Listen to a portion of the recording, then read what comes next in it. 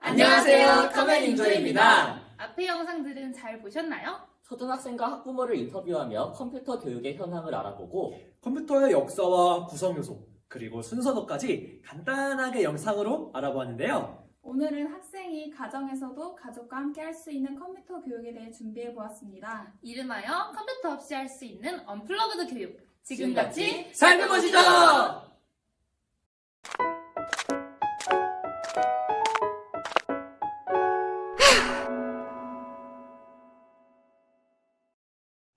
컴퓨터의 언어인 기계어는 이진수를 사용한다는 점 다들 앞선 영상에서 보셨을 것이라고 생각합니다.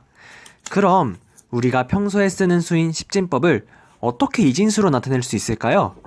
그것을 알아보기 위한 활동 소개해드리겠습니다. 먼저 각각 점이 1개, 2개, 4개, 8개, 그리고 16개가 그려진 카드를 차례대로 준비합니다. 이 카드에 점이 그려진 앞면은 1, 뒷면은 0이 됩니다. 이진법이란 이 카드들과 같은 수의 합으로 숫자를 표현하는 것이에요. 각 자리마다 1, 2, 4, 8, 16, 2배씩 그 값을 가지고 있는 것이죠. 1부터 31까지의 수 중 하나를 말하면 위에서 봤을 때 이 카드들에 적힌 점의 개수가 딱 그만큼이 되도록 카드를 뒤집는 것입니다. 예시를 들어드릴게요. 만약 내가 14라는 수를 말한다면 16카드는 뒤집고 8카드는 앞면으로, 4카드도 앞면으로, 2카드도 앞면으로, 1카드는 뒷면으로 놓습니다. 그러면 보이는 점의 총 개수는 8 더하기 4 더하기 2는 14로 14개라는 것을 확인할 수 있습니다. 이때 뒷면이 보이는 카드는 0, 앞면이 보이는 카드는 1로 생각했을 때 0, 1, 1, 1, 0이 되지요? 이 수가 14를 이진법으로 나타낸 1, 1, 1, 0이 됩니다. 그렇다면 21은 어떨까요? 16 더하기 4 더하기 1이 되므로 1, 0, 1, 0, 1이 되는 것이지요. 만약 더 큰 수를 표현하고 싶다면 숫자 카드를 늘리면 됩니다. 현재 가장 큰 수가 16이었으니 그 2배인 32를, 그 다음엔 64카드를 추가하면 되겠지요? 친구들과 함께 진행하면 더 재미있는 활동이 되겠네요. 0과 1만을 사용하는 컴퓨터는 어떻게 다양한 그림이나 사진을 나타낼 수 있을까요? 컴퓨터 화면은 아주 작은 단위인 픽셀로 이루어져 있습니다. 픽셀은 그림을 여러 개의 칸으로 쪼갠 후 각각의 칸을 0 또는 1로 저장하는 방식입니다. 컴퓨터가 0과 1만을 사용해서 이미지를 픽셀로 표현하는 방식, 같이 알아볼까요? 오른쪽에 적힌 첫 번째 숫자는 항상 하얀 픽셀과 관련이 있습니다. 다음 그림에서 적은 첫 번째 줄의 1, 3, 1의 의미는 하얀 픽셀 1개, 검은 픽셀 3개, 다시 하얀 픽셀 1개를 의미합니다. 그럼 두 번째 줄 4, 1은 하얀 픽셀 4개, 검은 픽셀 1개를 의미하겠죠? 그렇다면 네 번째 줄의 0, 1, 3, 1의 0은 무슨 의미일까요? 첫 번째 칸이 항상 하얀 픽셀과 관련이 있다고 했으니 처음 0은 하얀 픽셀이 아닌 검은 픽셀로 시작한다는 의미가 됩니다. 혼자만 하면 재미없으니 이제 친구와 함께 해볼까요? 빈 격자에 그리고 싶은 그림을 떠올려 픽셀처럼 격자를 색칠하여 표현합니다. 이때 색칠한 격자 그림은 옆 친구에게는 보여주지 않습니다.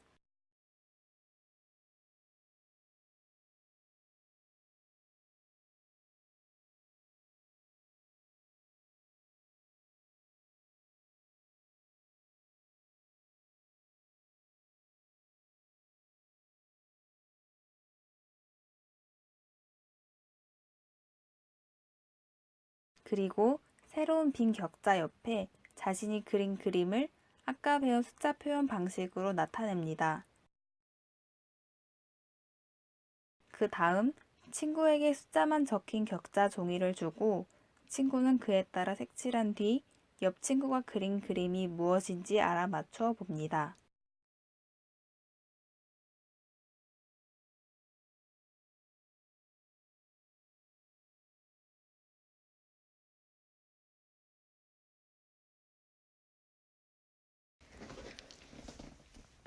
자, 다음으로 알아볼 것은 컴퓨터 압축의 원리입니다. 압축이란 무엇일까요? zip, rar, 7g와 같은 확장자를 가진 파일들을 보신 적이 있을 텐데요. 이런 것들을 통틀어 압축 파일이라고 합니다. 만약 컴퓨터에 수많은 파일들을 그대로 쌓아두게 되면 점점 많아지는 용량에 컴퓨터가 감당하지 못하고 다운되고 말 거예요. 이러한 문제를 방지하고자 사용자들은 압축 파일을 사용할 수 있는데 파일의 손실 없이 파일의 크기를 줄일 수 있답니다.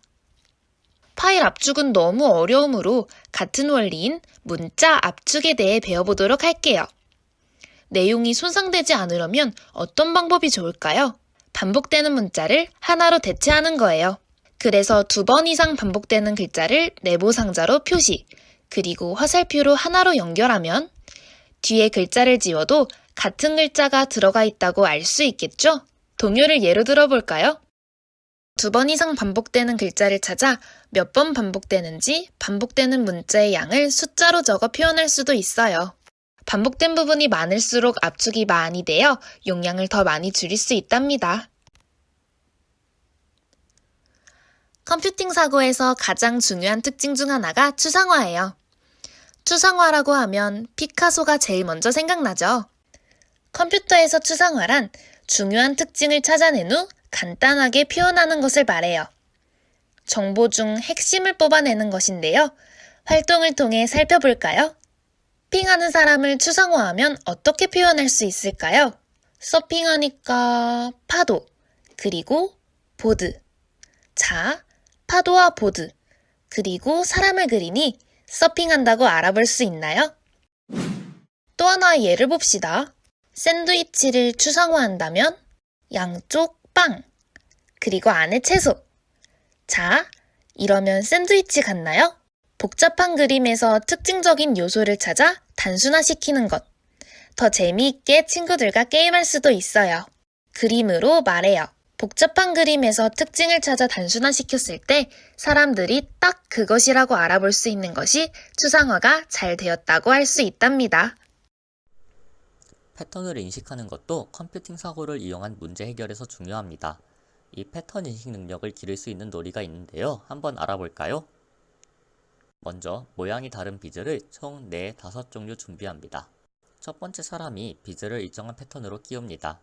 이때 어떤 패턴인지에 대해 아무런 설명을 하지 않고 최소한 패턴이 한 번 이상 반복되게끔 끼워야 합니다. 그 후 두 번째 사람은 첫 번째 사람의 패턴이 무엇일지 생각하여 찾아내고 다음에 넣을 비즈를 추측하여 이 패턴을 완성하면 됩니다. 만약 이 패턴이 맞다면 이번에는 두 번째 사람이 새로운 패턴으로 비즈를 끼웁니다. 이를 계속 반복하여 하나의 멋있는 목걸이가 완성되면 끝! 친구들과 함께 독특한 목걸이를 만들어 볼까요? 지금까지 컴퓨팅 사고 과정의 추상화, 패턴 인식 능력과 관련한 놀이를 알아보았는데요. 이번에는 문제 분해와 알고리즘 능력을 키울 수 있는 활동을 해보려 합니다. 바로 쇼핑 목록 작성하기인데요. 오늘 함께 만들어 볼 음식은 케이크입니다. 먼저 왼쪽의 그림과 함께 간단하게 나와 있는 레시피를 보고 사야 할 물건 목록을 오른쪽 메모지에 각자 적습니다. 다 적은 후에는 쇼핑 목록을 부모님께 보여드리며 그렇게 작성한 이유를 설명합니다. 예를 들어 나는 케이크에 필요한 재료인 우유를 목록에 넣었고 붓기와 같은 과정은 사야 할 자료가 아니니까 넣지 않았어 라고 말할 수 있겠죠? 두 번째와 세 번째 레시피는 조금씩 더 복잡해집니다. 구체적인 재료의 양과 도구까지 꼼꼼하게 쇼핑 목록에 적어보세요. 그 후 어떤 정보를 무시했어? 그 정보는 왜 중요하지 않았어? 왜 그 정보는 중요했어? 등과 같은 질문에 대답해보세요. 케이크를 만들기 위해 어떤 정보가 필요할지 생각하며 문제분해 능력을 향상시킬 수 있답니다. 오늘은 컴퓨터 없이도 컴퓨터를 배울 수 있는 언플러그드 활동에 대해 알아보았는데요. 영상이 유익하고 재밌었다면 구독과 좋아요, 그리고 알림 설정까지 부탁드리겠습니다. 그럼 지금까지 커널 였습니다. 감사합니다. 안녕!